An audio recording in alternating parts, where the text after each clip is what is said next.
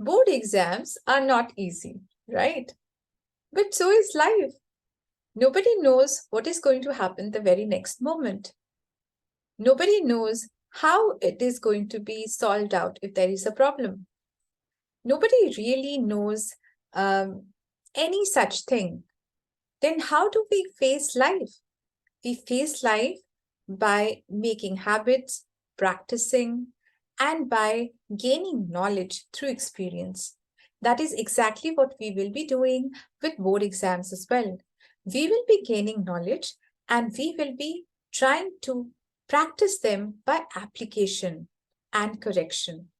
So we are starting a series of grammar lessons which are application and correction based, and that would help you in all sort of question answering for board exams as well as in other English exams which can be asked for interviews, for other exam purposes, competitions, etc. Right? So जैसे कि life easy नहीं होता है वैसे ही board exam भी easy नहीं है और हम बोर्ड एग्जाम को फेस करने के लिए लाइफ जैसे लीड करते हैं वैसे ही करने जा रहे हैं। हम अपने बोर्ड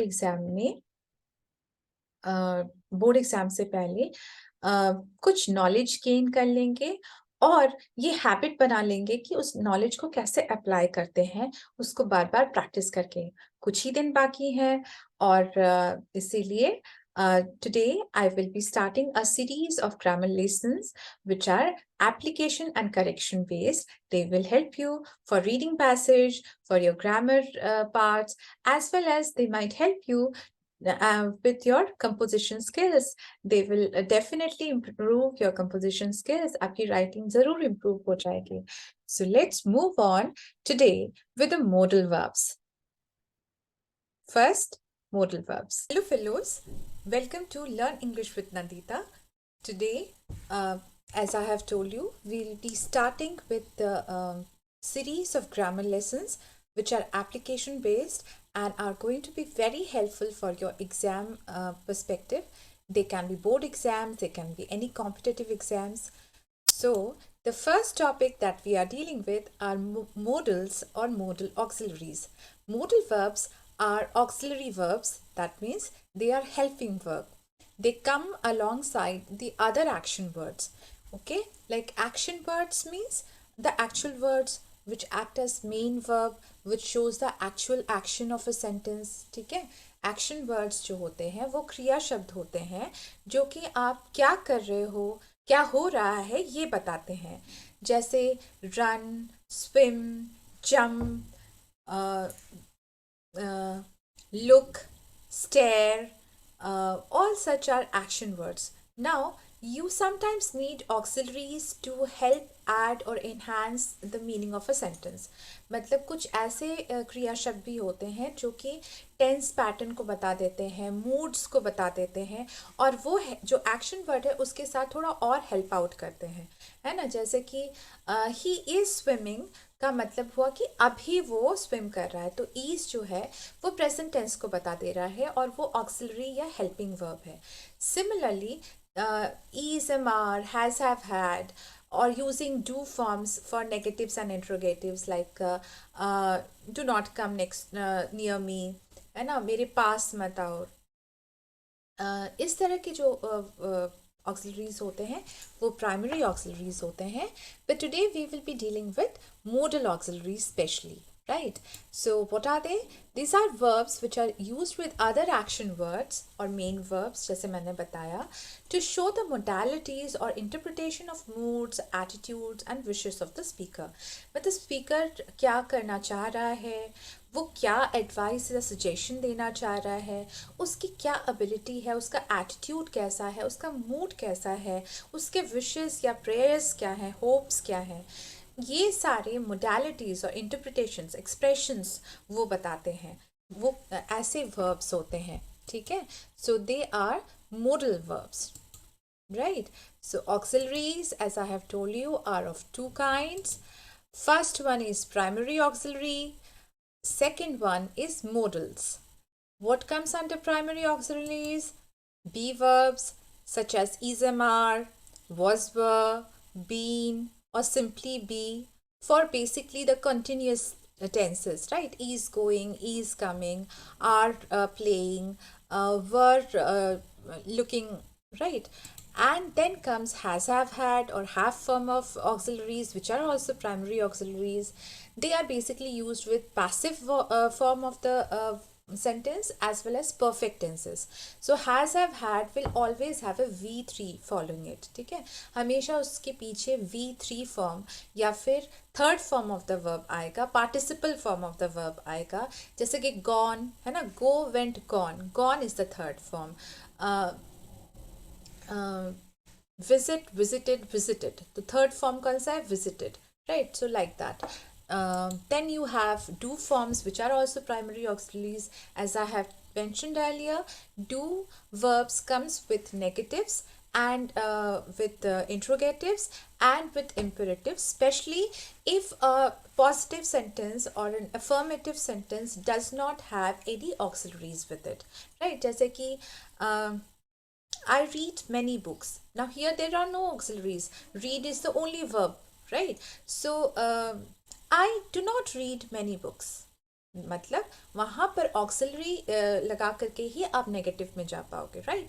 और do you read many books, फिर इंट्रोगेटिव में भी आपने डू लगा दिया, right? So for making negatives and interrogatives और using imperative sentences, especially in order and command, where you are showing a lot of emphasis in it, है ना? Do your work, काम करो, right?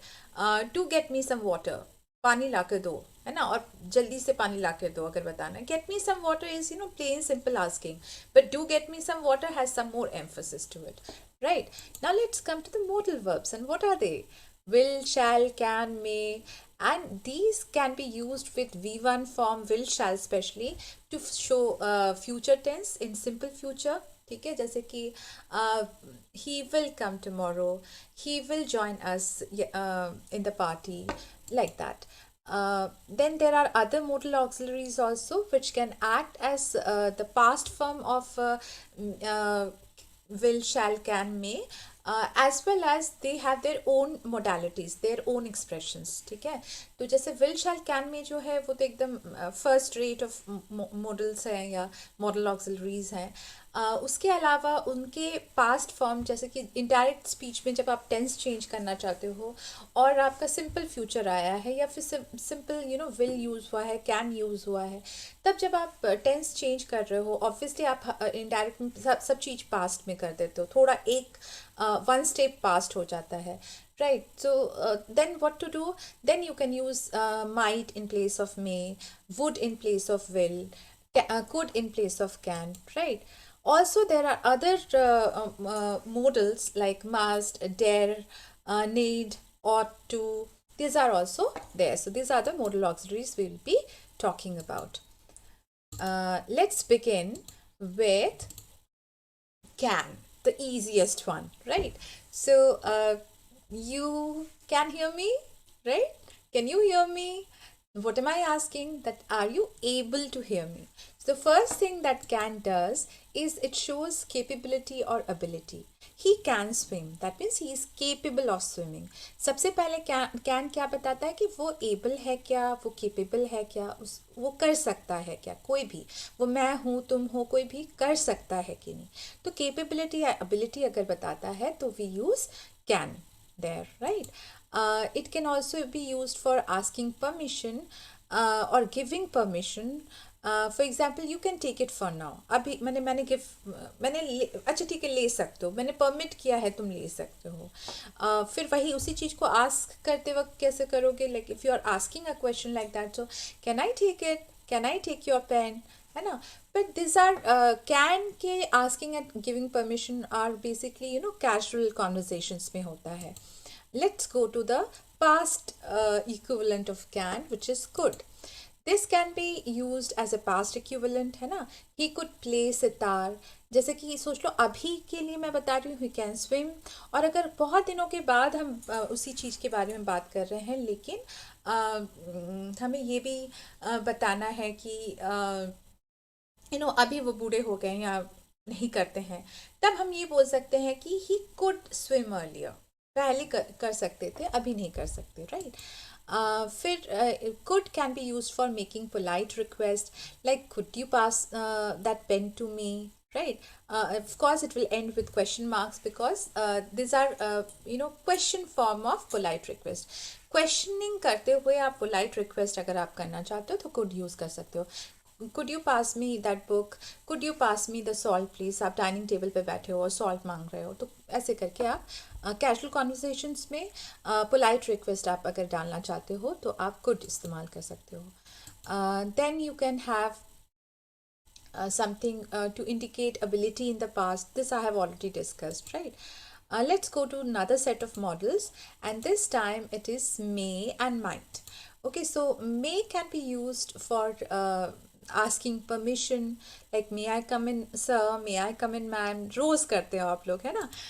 It can also be used to express wish or hope that may you prosper in life. लेकिन इस तरह का जब भी आप विश करते हो या होप करते हो तो वहाँ पर आपका एक्सक्लेमेटरी लगता है, because this are expression of emotional होकर के आप कुछ होप कर रहे हो, आप कुछ विश कर रहे हो. तो may you prosper in life, may you do well in your exam. So this are expression of wish. May God bless you, right? It can also be used to indicate a good possibility. मतलब हो सकता है कुछ अच्छा हो सकता है. For example, for many after many some hot and humid summer days, someone is giving a good possibility and saying it may rain soon, है ना? कि बातें हो रही हैं और बहुत दिनों से बहुत समर को सहा है और बहुत सब परेशान है गर्मी से, तो कोई ऐसे करके बोल सकता है इट मे रेन सून. थोड़ा क्लाउडी हो रहा है, it's becoming little dark. So we are done with the may, that is asking permission, expressing wish and indicating good possibility. Let's move on to might now. Might is used to suggest a weak future possibility. मतलब अगर बहुत sure नहीं हो, week है possibility, जो है वो week है, तब आप माइट यूज़ करते हो फ्यूचर दिखाने के लिए. इट माइट रेन टुनाइट, मतलब हो सकता है, I am not sure but हो सकता है, बहुत ही रेयर पॉसिबिलिटी है. Then you say might rain tonight. Past equivalent of may तो है ही, स्पेशली इनडायरेक्ट स्पीच में. I have already told you. Let's move on to next set of modals, and this time will do it with will. We will willingly do it with will. So, and its past equivalent would. So first one is will talks about a future event, right? Future event के बारे में बात करता है. He will join us in the party, जैसे मैंने थोड़ी देर पहले बताया था. They will come to the airport tomorrow. इस तरह के, या फिर the train will leave at 10 AM. आप अभी अभी का ही फ्यूचर बता सकते हो, मतलब 7 बजे 8 बजे आप पहुँचे हो और किसी से पूछ रहे हो तो वो बता रहा है the train will leave at 10 AM. Shows determination. Will जो है वो डिटर्मिनेशन है, willingness, right? We always say willingness. So तो वहाँ पर आप विलिंगनेस या डिटर्मिनेशन बताते हो कि I will help you, I will do this. Specially I के साथ अगर आप इस्तेमाल कर रहे हो या फर्स्ट पर्सन के साथ अगर इस्तेमाल कर रहे हो तो ज़्यादा वो उसमें ज़्यादा विलिंगनेस और डिटर्मिनेशन होता है. मतलब क्योंकि आप अपने तरफ से बिल्कुल श्योर हो कि मैं ये करने जा रहा हूँ, मैं तुमको प्रॉमिस कर रहा हूँ, मैं करके दिखाऊंगा, ठीक है? आई विल डू इट या I won't do it, right? फिर पोलाइट रिक्वेस्ट में भी इस्तेमाल होता है. फिर वैसे ही कुड की तरह ही पोलाइट रिक्वेस्ट में जब इस्तेमाल होता है तो क्वेश्चन फॉर्म में इस्तेमाल होता है. Will you help me with this, ठीक है? Will you do it for me, will you do the project, ना? इस तरह से पोलाइट रिक्वेस्ट के लिए. Then would is of course past equivalent, especially in indirect speech, like he said I will come, will change to in indirect speech में क्या हो जाएगा? He said he would come, ठीक है? इस तरह से हो जाएगा. Also past habits, it can show past habits. कैसे बता सकता है? For example, you have gone to your cousin's family outing and they have farmhouse and you are remembering, you are getting nostalgic. आप पुराने ज़माने याद कर रहे हो और आप बता रहे हो earlier during dinner time, है ना, we would always sit here, right? हम लोग सारे यही बैठा करते थे, यही सामने में देखते हुए पॉन्ड को. So beautiful. इस तरह से आप बताओगे. फिर अगेन पोलाइट रिक्वेस्ट. रिक्वेस्ट, ठीक है. So would you mind lending it to me, this is also polite request, right. तो देखिए, देखो, कुड भी पोलाइट रिक्वेस्ट है, विल भी पोलाइट रिक्वेस्ट है, एंड वुड भी पोलाइट रिक्वेस्ट है. सो व्हाट इज, कहाँ पर कैसे लगाना है. विल जो है वो ज़्यादा इनफॉर्मल है, मतलब ज़्यादा कैजुअल है, ज़्यादा अपने अपने ही सर्कल में, अपने ही फ्रेंड सर्कल में, अपने से थोड़े कज़िन हो, बड़े बड़े कज़िन भैया दीदी, उन लोग के सर्कल में ज़्यादातर इस्तेमाल होता है. कुड जो है वो आप मोर फॉर्मल सिचुएशन में यूज़ कर सकते हो, और वुड भी मोर फॉर्मल सिचुएशन में यूज़ कर सकते हो. So could and would are more formal in nature. आप ऑफिस स्टाफ के साथ बैठ कर के बात कर रहे हो या अपने ऑफिसर्स से बात कर रहे हो, तब आप could and would, specially would, इस्तेमाल कर सकते हो. And will is basically casual. That's the only difference, but all of them show polite request. Let's move on to the next set, and the next set is shall and should. So shall can be used for offering or suggesting, matlab making an offer or making a suggestion, like I shall help you, I shall help you with this, don't worry, I shall help you with this, मैं को help कर दूंगा. तो मतलब वहाँ पे तुम offer कर रहे हो, यू आर शोइंग प्रॉमिस, है ना, you are being promised by using, मतलब shall can be used if someone is giving some promise to you, जैसे कि you shall get a raise in your salary this month, है ना, आपको salary इस बार ज़रूर, मतलब आपका जो ऑफिसर है वो बता रहा है इस बार ज़रूर आपका रेज हो जाएगा सैलरी में.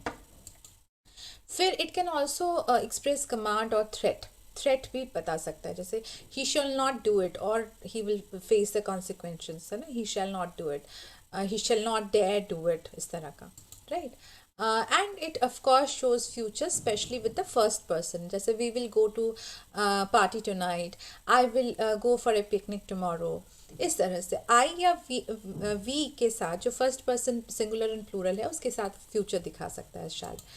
Then should is basically the most important aspect of should is to show, to give an advice or suggestion, or to show some responsibility or application, ठीक है. express क्या करता है, advice किसी को देना या किसी को suggestion देना, और किसी को किसी का responsibility समझाना, ये बताता है. जैसे you should work hard for the test, है ना, आपको करना चाहिए, जब कोई भी चीज़ करना चाहिए, ये एडवाइस फॉर्म में हो या रिस्पॉन्सिबिलिटी फॉर्म में आप शेयर कर रहे हो, तो वो आप शुड यूज़ करते हो. It can also show light minute possibility, probability, मतलब हो सकता है. It should work, you should find this helpful, है ना, ये काम में आ सकता है, तुमको ये हेल्पफुल लग सकता है ना. तो ये प्रोबेबिलिटी के लिए भी इस्तेमाल होता है. Now let's do some error correction here, so that our concepts, whatever we have read till now, is totally clear. First one is it can rain later.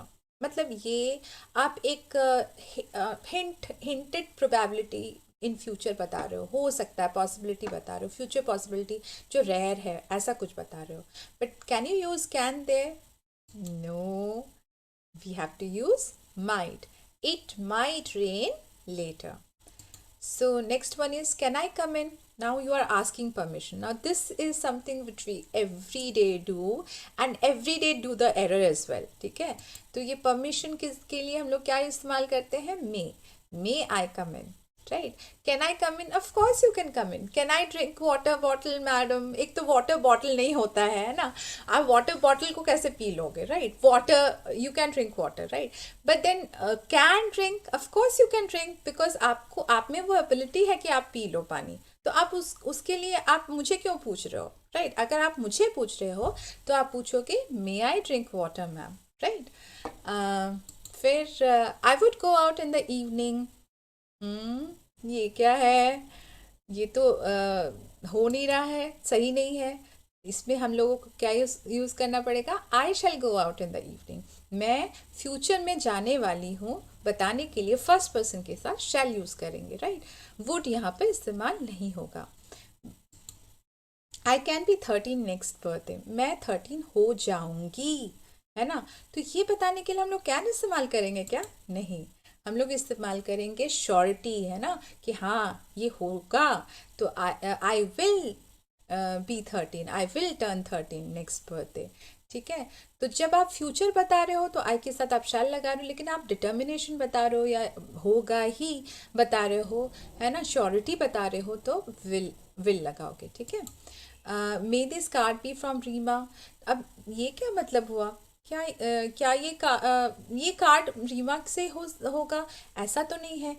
ये कार्ड रीमा से तो नहीं है, ऐसा आप पूछ रहे हो ना, रीमा के द्वारा तो नहीं। तो आप पूछ रहे हो कि can this card be from Reema, है ना? Could it be from Reema? Either can होगा या कुड होगा। You can make a little less noise. अब यहाँ पर आप एडवाइस दे रहे हो, ऑब्लिगेशन बता रहे हो कि देखो अभी सबको यहाँ पर बैठे हुए इतना आवाज़ मत करो, तो क्या यूज़ करोगे? शुड यूज़ करोगे, right. I couldn't let him down, यहाँ पर क्या होगा?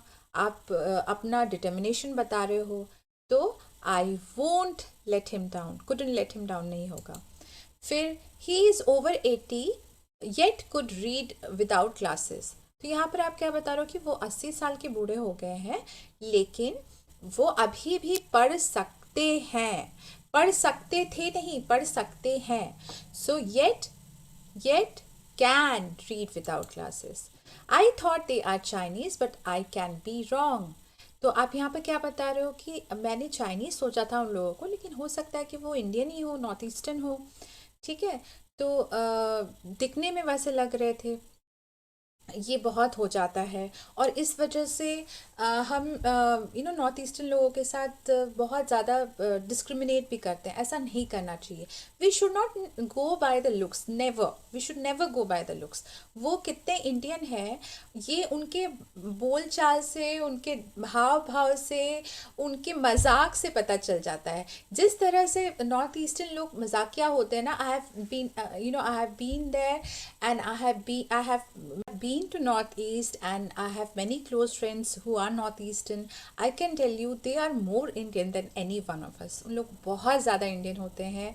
उन लोग हिंदी मतलब जितना इंग्लिश गाने पसंद करते हैं उतना ही हिंदी गाने पसंद करते हैं। उन लोग बहुत ही फॉरवर्ड लुकिंग होते हैं। इनफैक्ट जब उतना ज़्यादा लोग इंग्लिश गाने सुनते नहीं थे, उस ज़माने से उन लोग इंग्लिश गाने सुनते हैं। उन लोग बहुत म्यूज़िकल होते हैं, which is very Indian to us. उन लोग बहुत सेलिब्रेट करना पसंद करते हैं, which is also very Indian, which is also a kind of Indianness in all of us. So यहाँ पर आप क्या बता रहे हो कि हाँ ये जो लास्ट वाला सेंटेंस है कि I thought they are Chinese but I can be wrong, यहाँ पर आप बता रहे हो कि मैं शायद गलत हूँ। तो कैन तो है, शायद नहीं बताता है, वो तो एबिलिटी बताता है कि वो कर सकता है, कर सकती है ना। और तो यहाँ पर क्या हो जाएगा? आई मे बी रॉन्ग, ठीक है। तो कैन की जगह वहाँ पर मे लग जाएगा, राइट।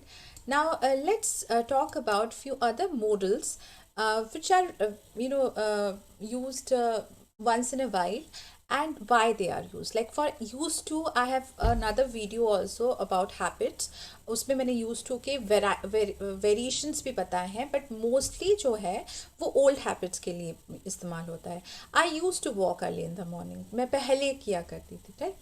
फिर डेयर भी एक मॉडल है। वो कहाँ पर इस्तेमाल होता है? नेगेटिव सेंटेंस या इंट्रोगेटिव सेंटेंसेस में, to show boldness. He dare not come in, he shall dare not join the party, वरना देख लेंगे, राइट। नीड किस लिए इस्तेमाल होता है? नेसेसिटी बताने के लिए। यू नीड नॉट वरी, ये नेसेसरी नहीं है तुम्हारे लिए वरी करना, ठीक है। ऑट टू और मस्ट जो है वो लाइक के जैसे ही होते हैं और वही सेम चीज़ें ही बताते हैं, ठीक है। और कैसे थोड़ा बहुत डिफरेंस होता है वो अभी आगे देख लेते हैं। So we have some confusing examples with ought to, must, need, should. Let's see. You dash buy a ticket before you board a train. अब ought to जो है ये आपको अगर आपकी जिम्मेदारी समझाया जा रहा है तो ought to यूज़ किया जाता है, और आपको अगर आपके लिए अच्छा होगा ऐसा बताया जा रहा है, थोड़ा कैजुअली इंटरेस्ट के तरफ अगर बात हो तो मस्ट हो जाएगा, लेकिन अगर जिम्मेदारी की तरफ ज़्यादा हो तो वो ought to हो जाएगा, ठीक है। तो यहाँ पे क्या होना चाहिए? यहाँ पर ought to होना चाहिए, right. You really dash watch this sitcom, it's hilarious. यहाँ पर देखो, जैसे कि ought to ज़्यादा जिम्मेदारी के लिए इस्तेमाल होगा, must उससे थोड़ा कम, फिर should उससे भी थोड़ा कम। तो यहाँ पर जो है should होगा, क्योंकि मतलब आप कैजुअली बोल रहे हो, अपने फ्रेंड को बोल रहे हो, अरे यार ये वाला देख ये मज़ेदार है, तो you should watch this sitcom, it is hilarious, है ना। But you know, in the second one, you can use either one of them. None of them is totally wrong. ऐसा नहीं बोल सकते हो कि पूरी तरह से रॉन्ग है, ऐसा नहीं है। बट ये डिपेंड करेगा कि आप कितने कैजुअल हो। तो अगर आप एकदम अपने फ्रेंड से बोल रहे हो तो यू नो मस्ट लगा दोगे। थोड़ा सा मतलब सोच लो, अपने कजिन को, थोड़े बड़े भाई को बता रहे हो तो यू शुड लगा दोगे, ठीक है। तो ऑट टू फिर शुड फिर must, I did a mistake earlier. ought to फिर should फिर must। ought to ज़्यादा फॉर्मल, should थोड़ा कम फॉर्मल, और must एकदम ही कम फॉर्मल, और must जो है बेसिकली आपके मज़े के लिए, आपके इंटरेस्ट के लिए इस्तेमाल होता है, ठीक है। यहाँ पर क्या होगा, डिड नॉट होगा कि मस्ट नॉट होगा। यहाँ पर ऑफ कोर्स जैसे मैंने तुमको बोला कि डिड नॉट होगा, कि अगर आप ये बता रहे हो कि तुम्हें परेशान होने की ज़रूरत नहीं, तुम्हारी जिम्मेदारी नहीं है। मस्ट नॉट जो है वो थोड़ा जिम्मेदारी वाला आ जाएगा, ठीक है। ये मतलब जस्ट हल्के फुल्के थोड़े इधर उधर की चीज़ें हैं, राइट। और यहाँ पर क्या होगा, मस्टंट या निडंट कौन सा वाला होगा। अब यहाँ पर जो है आप कैजुअल नहीं हो रहे हो, यहाँ पर आप उसको जिम्मेदारी के साथ बोल रहे हो कि you mustn't hesitate to ask for help. अगर हेल्प चाहिए तो आप पूछ लिया करो, ये क्या मतलब हुआ है ना। तो फिर वहाँ पर आप मस्टंट इस्तेमाल करोगे। So that's with that I say good day and thank you to all of you. Please do like, share and subscribe for more, and Nandita ma'am will be back with more grammar lessons. Alright? Bye for now.